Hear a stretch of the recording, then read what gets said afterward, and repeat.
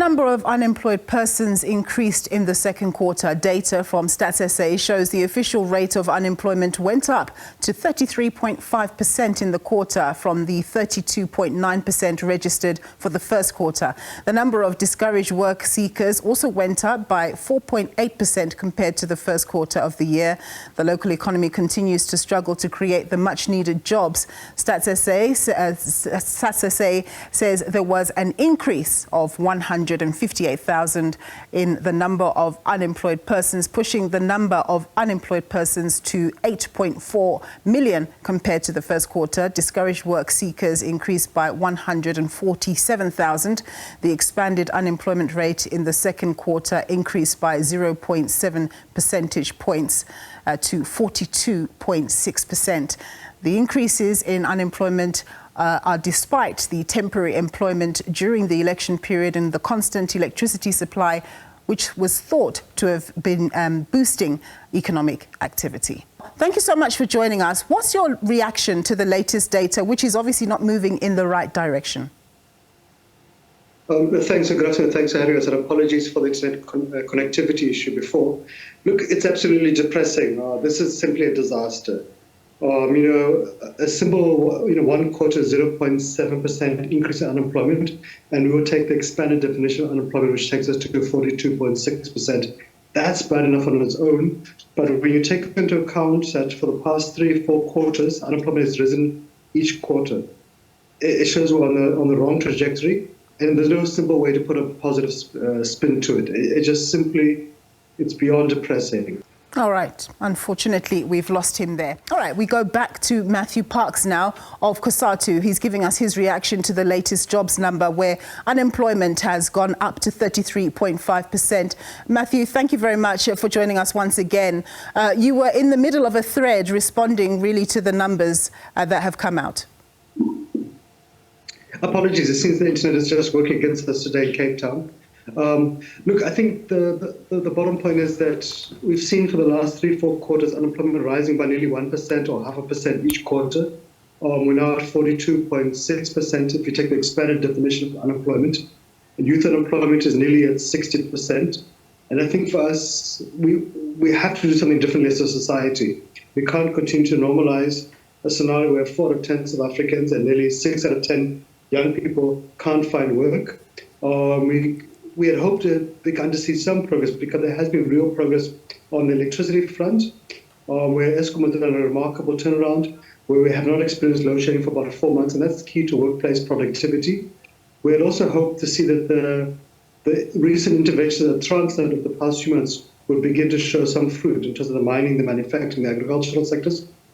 But I think the fact is it's not showing, and clearly whatever government is doing is just not enough, and we have to see a much more bold an aggressive approach by government, especially as we head towards a medium-term budget policy statement June, October, by the end of October. So we really do hope to see much more sense of greater urgency by government and by the private sector to address this jobs crisis. Yeah, it looks as though the formal sector is really not doing well. Meanwhile, the informal sector seems to be more resilient with jobs being created there. Yeah, and if you look across all the formal sectors, whether it's construction, whichever part of the formal sector you take, agriculture and so forth, there's been a decrease. So that for us is quite alarming. If you looked at the last quarter of 2023, when there was a crisis at Transnet, it made sense to link that to the impact upon agriculture, mining or manufacturing. But when you see jobs being shed in significant numbers across all sectors, that just shows you an economy which is stumbling, an economy which just simply can't continue on this path. So we really do hope government in the medium-term budget statement will really table a decisive set of interventions, not proposals, not long-term interventions which might take 2, 3, 5 years to turn around things with. We need to see interventions that are quite quick, from giving support to Eskom and Transnet, but also giving more support to Metro Rail, which is key to the urban economy.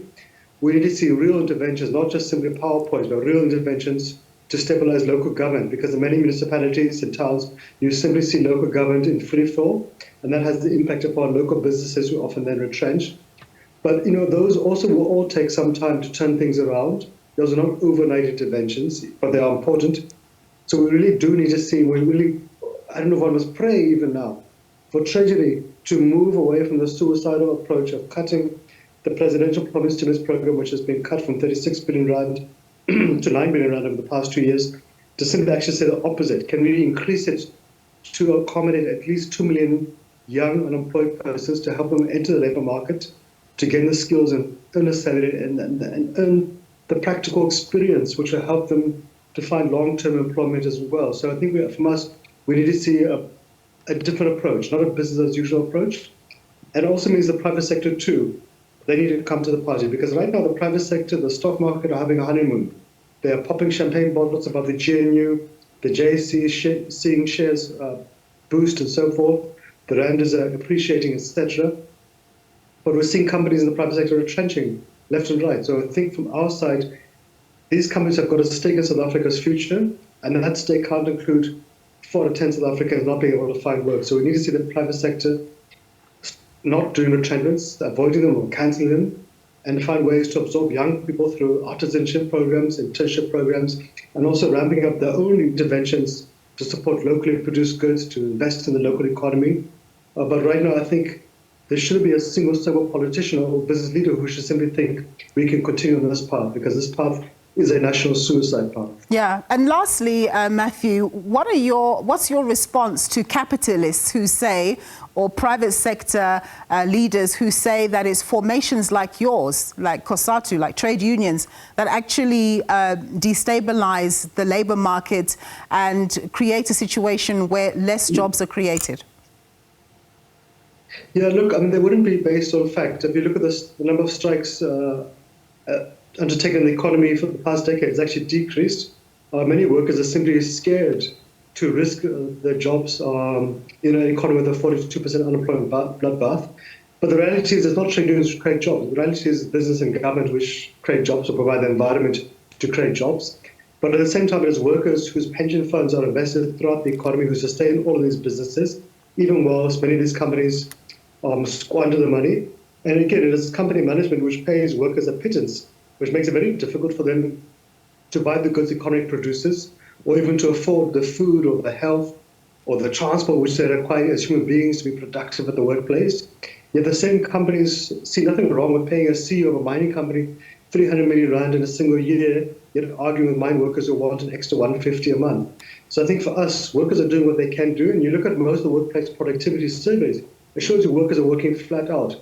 Where they might struggle is often because, like in the public service, of a huge amount of vacancies or underinvestment in infrastructure or skills training, etc. But workers are keen to work, they want to work. And this is also why Cosatu has had to intervene time and again with business, with government, to say, what can we do to help unblock the economy? But we need government, we need business to play their part too. Workers on their own won't be able to solve this economic crisis. We need our colleagues in business and our leadership in government to come into the party as well. Yeah, all hands on deck. Matthew, thank you very much for your time. That was Matthew Parks. He's Cosatu's Parliamentary Coordinator.